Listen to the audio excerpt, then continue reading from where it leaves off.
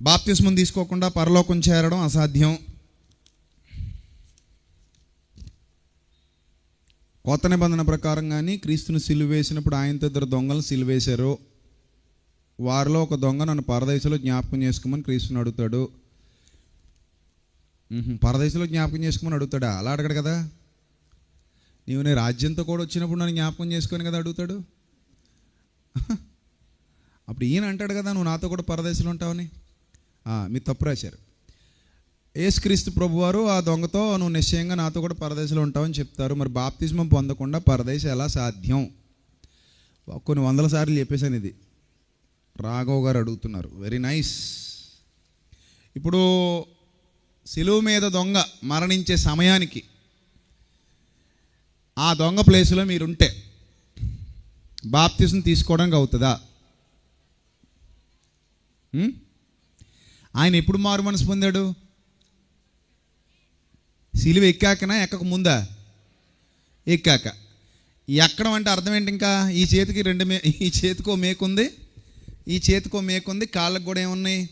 మేకులు ఉన్నాయి. ప్రభువా కొంచెం సహాయం చేసి ఈ మేకులు పీకేస్తే నేను వెళ్ళి ఎవరో ఒకరిని పట్టుకొని బాప్తిస్మం తీసుకుని మళ్ళీ వచ్చేస్తా. అప్పుడు మళ్ళీ మేకులు కొట్టేస్తే నీతో పాటు చచ్చిపోతా, అప్పుడు నీతో పాటు వస్తా. అవుతుందా? అవుతుందా? అవదు కదా. ఇదొకటి. అయితే నీకు అర్థమయ్యేదా భాషలో వాక్యానుసారంగా మరోటి చెప్తా.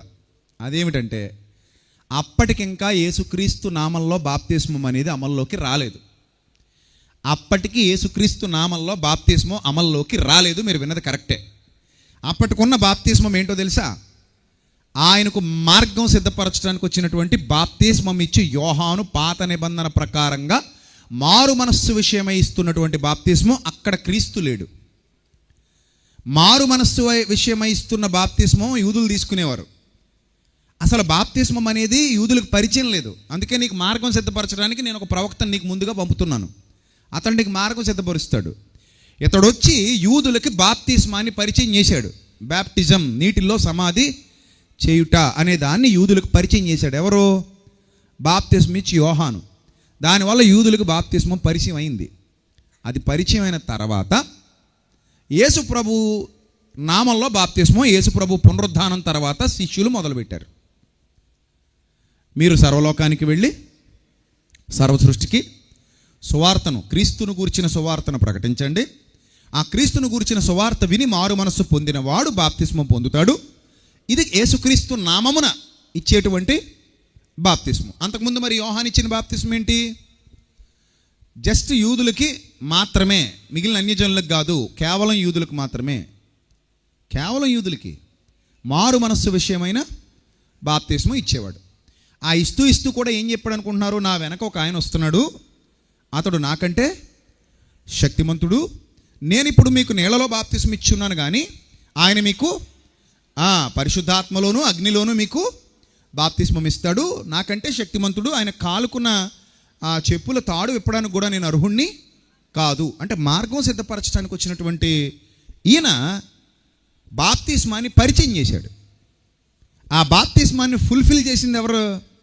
యేసుక్రీస్తు. ఈ మధ్యలో తగిలాడు దొంగ. అటు కాదు ఇటు కాదు, ఇతను దొంగ. దేవుడు అన్యాయస్తుడు కాదండి, అది ఒకటి గుర్తుపెట్టేసుకోండి. మీరు బాప్తిస్మం మ్యాండేటరీ అనుకుంటున్నారు. ఒక మనిషి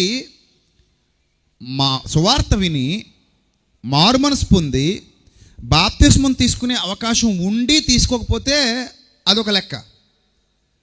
అసలు బాప్తిస్మం తీసుకునే అవకాశం లేకుండా కూడా మారు మనసు పొంది చచ్చిపోతే దేవుడు పక్షపాతి కాడు కదా. ఏదో ఉంటుంది, ఆయన లెక్కలు ఉంటాయి. ఆయన లెక్కలు మనకు అర్థం కావు.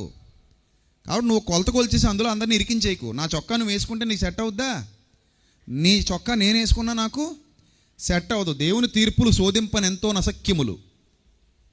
ఇప్పుడు ఒక వ్యక్తి తప్పిపోయి ఏ అడవిలోకి వెళ్ళిపోయి జనసంచారం లేని చోట చావుకు దగ్గరగా ఉండి అప్పుడే మారు మనసు పొంది ప్రభువును వేడుకొని ప్రభువును క్షమాపణ కోరుకుని పాపాలు ఒప్పుకుని విడిచిపెట్టి మారు మనసు పొందాడు అనుకుందాం. అక్కడ బాప్తిజం పొందడానికి సాధ్యం కాలేదు, ఆ అడవిలోనే చచ్చిపోయాడు అనుకుందాం. కాసేపు అనుకోండి, ఇది జరిగింది అనుకోండి కాసేపు. ఇప్పుడు తీర్పు దేవుని కోర్టులోకి వెళ్ళింది. దేవుడు అతనే నరకంలోకి పంపించాడు. మీరు ఎలా రియాక్ట్ అవుతారు చెప్పండి?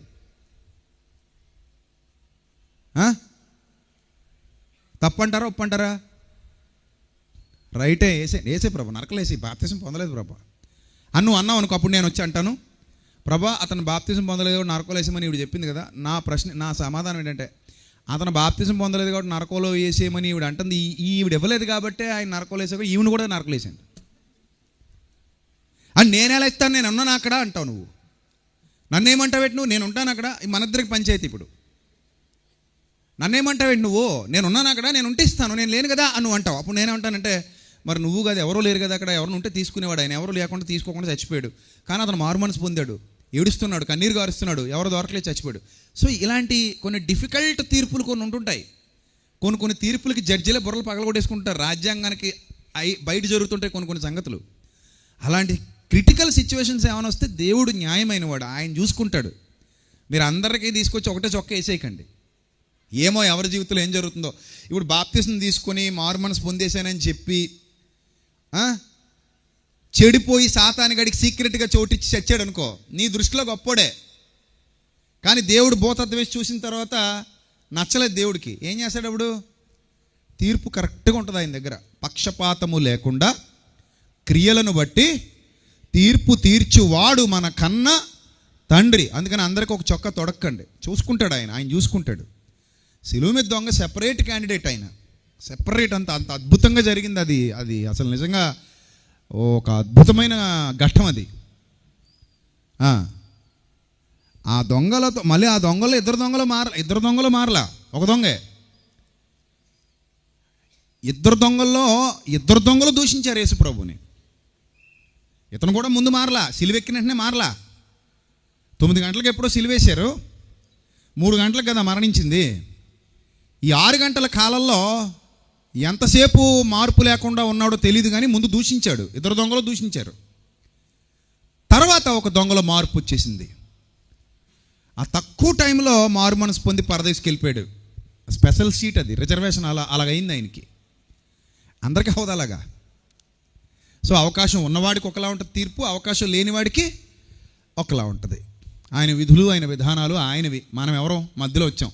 ఆయన అంటాడట, అరే నాకు పొద్దున వచ్చిన అదే జీతమా ప్రభా, మధ్యాహ్నం వచ్చిన అదే జీతమా అంటే ఆయన అంటాడట, అరే నేను మంచివాడిని అయినందుకు నీకు కడుపు మంటగా ఉందేట్రా,